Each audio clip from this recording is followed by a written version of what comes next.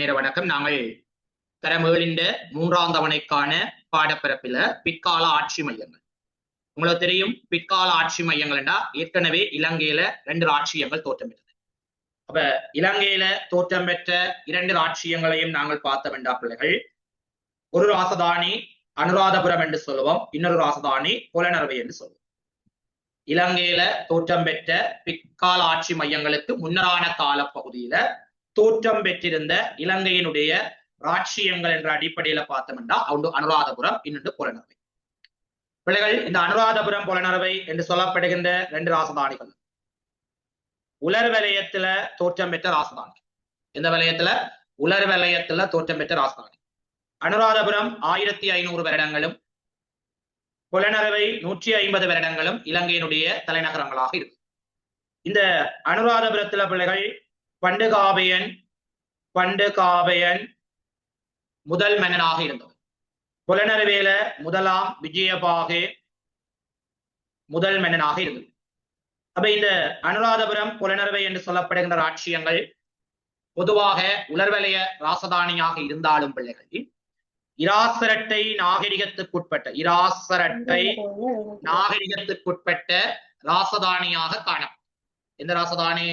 இராசரட்டை ராட்சியத்துக்கு உரித்தாட்ட ராட்சியமாக இருந்தது. பிள்ளைகள், இதுல 1215ஆம் ஆண்டுல கலிங்கமாக என்று சொல்லப்படுகின்ற ஒரு ஆட்சியாளனுடைய படியெடுப்பு இடம்பெறுது.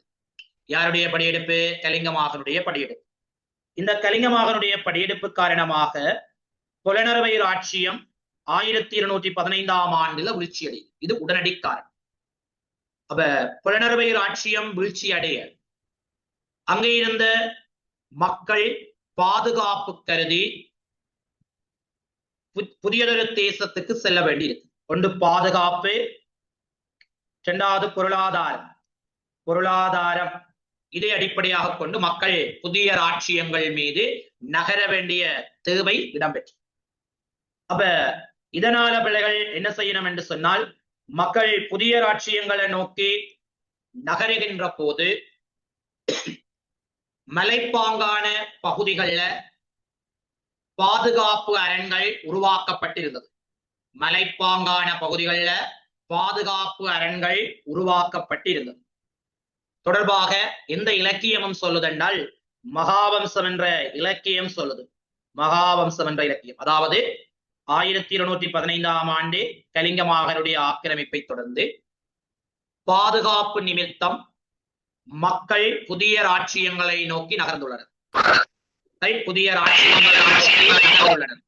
அப்ப புதிய ராட்சியங்களை நோக்கி மக்கள் நகர்ந்ததன் காரணத்தினால பிள்ளைகள், குறிப்பாக பிரதேச தலைவர்கள் அங்கே இருந்திருக்கின பாதுகாப்பாக. அப்ப உங்களுக்கு தெரியும், முதலாவது மினிப்பே என்று சொல்லப்படுகின்ற கந்தனிய குன்றில கோட்டையரண் ஒன்று உருவாக்கப்பட்டிருக்கு. எங்க? மினிப்பே கந்தனிய குன்றில. அதை உருவாக்கினவர் சுப என்று சொல்லப்படுகின்ற சேனாதிபதி. சுப என்று சொல்லப்படுகின்ற சங்க என்ற சேனாதிபதி. சரியா பிள்ளைகள்? சங்க சேனாதிபதி. மினிப்பே கந்தனிய குன்றில கோட்டை அரணொன்றை உருவாக்கி இருந்தவர் சங்க சேனாதிபதி. பிள்ளைகள், அதே போல ஜாப்பகுவ மலைக்குன்றுல சுப என்று சொல்லப்படுகின்ற சேனாதிபதி ஜாப்பகுவ மலைக்குன்றுல உருவாக்கி. அதே மாதிரி உருகுநேல இருக்கிற கோவிந்தமலை என்ற இடத்துல புவனேகபாகு இளவரசனால உருவாக்கப்பட்டது. அப்ப இந்த தலைவர்கள் தொடர்பான விடயங்கள் எல்லாவற்றையும் மகாவம்சம் என்ற இலக்கியங்கள்ல குறிப்பிடப்படுது. சரியா? இலக்கியங்கள்ல குறிப்பிடப்படுது. இவ்வாறு இருக்கின்ற போதான் பிள்ளைகள், இலங்கையினுடைய வரலாற்றில் காலத்து காலம் ராட்சியங்களினுடைய தோற்றம் நிகழ்வு. அப்ப மாகன் என்று சொல்லப்படுகின்ற ஒரு ஆட்சியாளன் இங்கே இருக்கிறார். அப்ப கலிங்கமாகன் என்று சொல்லப்படுகின்ற இந்த ஆட்சியாளனுடைய காலத்துல பிள்ளைகள், ஆருடைய காலம் பிள்ளைகள்? கலிங்கமாகனுடைய ஆட்சி காலத்துல வன்னி பிரதேசங்கள்ல ஒரு தளபதி ஒருவன் இருக்கிறான், பிரதேச ஆட்சியாளன் இருக்கிறான். அவன்தான் இந்த விஜயபாகு என்று சொல்லப்படுவர். விஜயபாகு இவனைத்தான் எல்லாரும் வன்னி தலைவன் என்று சொல்லி அழைப்பினோம். என்ன தலைவன்? வன்னி தலைவன் என்று சொல்லி அழைப்பினோம். அப்ப இவன் சில பிரதேசங்களை நிர்வகித்துக் கொண்டிருக்கிறான். அப்ப இந்த ராட்சியங்கள் ஒவ்வொன்றும் பிள்ளைகள் பாதுகாப்பு காரணி, பொருளாதார காரணி என்ற அடிப்படையில தோற்றம் பெறுகின்றன. பாதுகாப்பு, பொருளாதாரம் என்ற அடிப்படையில இந்த ராட்சியங்கள் தோற்றம். அப்ப பாதுகாப்பு என்ன பிள்ளைகள்? உள்நாடுகள்ல மோதல்கள் ஏற்படலாம், அல்லது வெளிநாடுகள்ல இருந்து அந்நியர்களுடைய ஆக்கிரமிப்பு இடம்பெறலாம். இதனால மக்கள் பாதுகாப்பு கருதி தங்களுடைய பாதுகாப்பு அரண்களை உருவாக்கி கொள்ளும் பிள்ளைகள். இதை போல பொருளாதார காரணி. அப்ப பொருளாதாரம் என்று சொன்ன என்ன? வர்த்தக நடவடிக்கையில் வணிக தேவையின் நிமித்தம் உருவாக்கும். அப்ப இவ்வாறு தோற்றம் பெறுகின்ற போதுதான் பிள்ளைகள் காலப்போக்கில தம்பதனியா, ஜாப்பகுவ, குருநாகல், கம்பளை, கோட்டை, இதுக்கு தான் பிள்ளைகள் எல்லாரும் சொல்லி தருவினம். அந்த அந்த கொள்ளாத கொள்ளாத யானை குட்டிக்கு, யானை குட்டி கடும் கோபத்துடன் நின்றதை கண்டேன், நின்றதை கண்டேன். அந்த கொள்ளாத தடித்த யானை, தடித்த என்று சொல்வது என்ன? தடித்த யானை குட்டி கடும் கோபத்துடன் கண்டேன். அப்ப இங்க பாருங்க, அந்த அனுராதபுரம், கொள்ளாத புலனரவை, தடித்த தம்பதனியா, யானை ஜாப்பகுவ, குட்டி குருநாகல், கடும் கம்பளை, கோபத்துடன் கோட்டை, கண்டேன் கண்டி, இவையல் இலங்கையினுடைய தலைநகரங்களாக இருந்தது. அந்த கொள்ளாத தடித்த யானை குட்டி கடுங்கோபத்துடன் நின்றதை கண்டேன். அனுராதபுரம், புலனரவை, தம்பதனியா, ஜாப்பகுவ, குருநாகல், கம்பளை, கோட்டை, கண்டி, இவைகள் அனைத்தும் பிள்ளைகள் இலங்கையினுடைய தலைநகரங்கள். இதனுடைய தலைநகரங்கள் இலங்கையினுடைய தலைநகரங்கள் பிள்ளைகள். அப்ப இந்த இலங்கையின் பிற்கால ஆட்சி மையங்களை பார்த்தீங்கள் என்று சொன்னா பிள்ளைகள், உங்களுக்கு தெரியும் 1815ஆம் ஆண்டுல இருந்து 1415ஆம் ஆண்டு வரையான காலப்பகுதியில பிற்கால ஆட்சி மையங்கள் உதயமாகும். அதெல்லாம் உண்டு தம்பதனியா, ஜாப்பகுவ, குருநாகல், கம்பளை, கோட்டை. பிள்ளைகள் இங்க பாருங்க, தம்பதனியாவை ஜம்பு தோணி என்று சொல்லும். ஜம்பு தோணி, ஜம்பு தோணி என்று சொல்லி குறிப்பிடுவோம். ஜாப்பகுவ சுப பர்வத, சுப சுப பர்வத பர்வத. குருநாகல் அத்துகள்புர, கம்பளை கங்காஸ்திரிபுர, கோட்டை ஸ்ரீ ஏவர்த்தனபுர கோட்டை, இவைகள் எல்லாம் இலங்கையினுடைய பிற்கால ஆட்சி மையங்களாக தோற்றமிட்டது. பிள்ளைகள் முதலாவது தம்பதனியா 1232ஆம் ஆண்டுல உதயமாகும். ஜாப்பகுவ 1272ஆம் ஆண்டுல உதயமாகும். குருநாகல் 1284ஆம் ஆண்டுல உதயமாகும். கம்பளை 1315ஆம் ஆண்டுல உதயமாகும். கோட்டை 1415ஆம் ஆண்டுல உதயமாகும். அப்ப இவ்வாறு ராட்சியங்கள் உதயமாகுது. இந்த ராட்சியங்களினுடைய மாற்றத்துக்கு என்ன காரணம்? பாதுகாப்பு காரணம்னு நாங்க பார்த்தோம். ரைட். இரண்டாவது பார்த்திருக்கிறோம் பொருளாதார காரணம். அப்ப இந்த விடயம் பிள்ளைகள் நாங்க நேற்றைய வகுப்புல படிச்சிருந்தோம். இன்னைக்கு அதனுடைய தொடர்ச்சியாக பிள்ளைகள் பார்க்க போறோம். இப்ப பாருங்க பிள்ளைகள், இன்னைக்கு நாங்க எல்லாரும் தம்பதனியா என்று சொல்லப்படுகின்ற ராசதானி, முதலாவது பிற்கால ஆட்சி மையங்கள்ல ஒன்றான தம்பதனிய என்று சொல்லப்படுகின்ற ஒரு ஆட்சி மையம் பற்றி பார்க்க போறோம். பிள்ளைகள் உங்கள் எல்லாருக்குமே தெரியும், இந்த தம்பதனியா ராட்சியம் எங்க இருக்கு பிள்ளைகள்? இந்த தெதுரு ஓயாண்டு சொல்லப்படுகின்ற தெதுரு ஓயா என்று சொல்லப்படுகின்ற நதியை அண்மித்துத்தான் இந்த தம்பதனியா இருக்குது. இது குருநாகல் மாவட்டத்துல இருக்குது. இந்த மாவட்டம் குருநாகல் மாவட்டத்துல தம்பதனியா இருக்குது. இந்த தம்பதனியாவை ஜம்பு தோணி என்று சொல்லுவோம். தம்பதனியாவை ஜம்பு தோணி என்று சொல்லுவோம் பிள்ளைகள். என்னென்று சொல்ல போறோம்? ஜம்பு தோணி என்று சொல்ல போறோம் பிள்ளைகள். இந்த தம்பதனியா 1232ஆம் ஆண்டுல இருந்து 1272ஆம் ஆண்டு வரையான காலப்பகுதியில இலங்கையினுடைய தலைநகரமாக இருந்தது.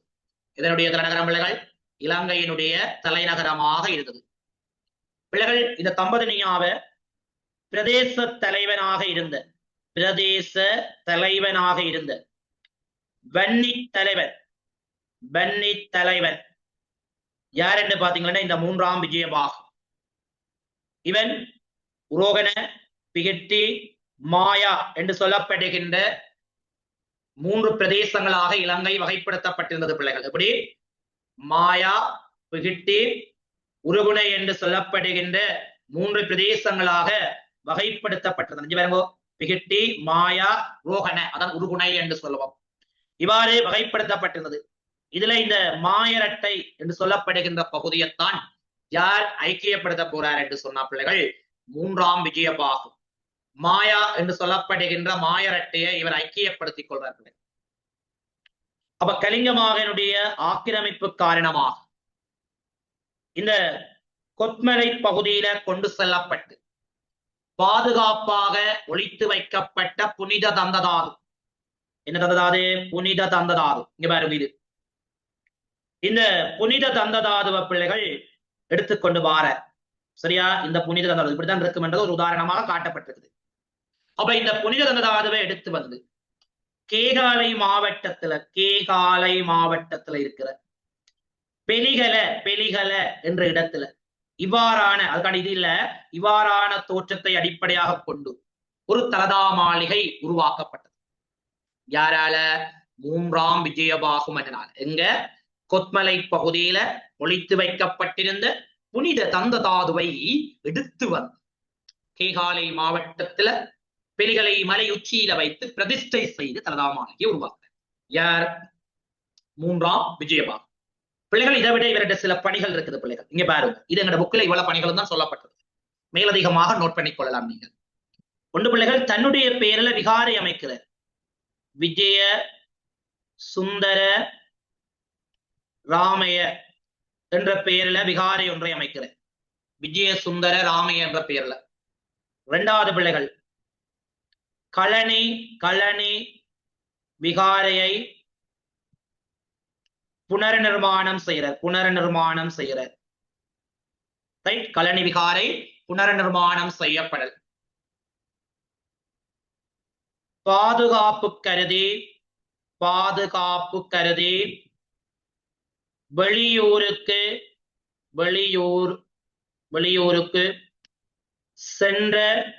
சென்ற பிக்குகளை வரவழைத்து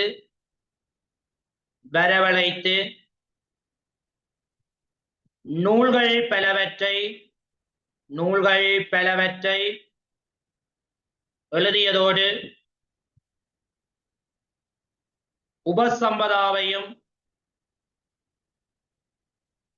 மேற்கொண்டமை. இவ்வாறான பணிகள் மேலதிகமாக மேற்கொள்ளப்படும். ஒன்று என்ன பிள்ளைகள்? விஜய சுந்தர ராமி என்ற பெயர்ல விகாரை அமைத்தது. கழனி விகாரையை புனர்நிர்மாணம் செய்து கொண்டமை. பாதுகாப்பு கருதி வெளியூருக்கு சென்ற பிக்குகளை வரவழைத்து நூல்களை எழுதிவித்ததோடு உபசம்பதாக்களையும் மேற்கொண்டமை. யாருடைய செயற்பாடு?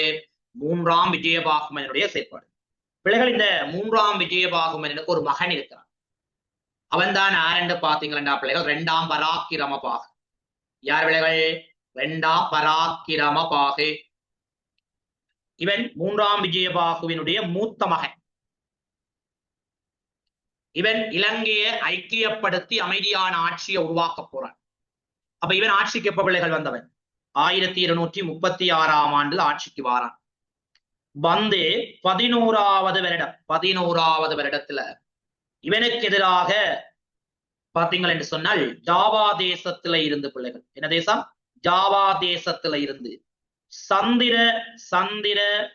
பானு என்று சொல்லப்படுகின்ற ஒருவருடைய படையெடுப்பு இடம்பெறுது. ஜாவா தேசத்துல இருந்து சந்திரபானு என்பவருடைய படையெடுப்பு இடம்பெறுகிறது. அந்த சந்திரபானுவினுடைய முதலாவது படையெடுப்பு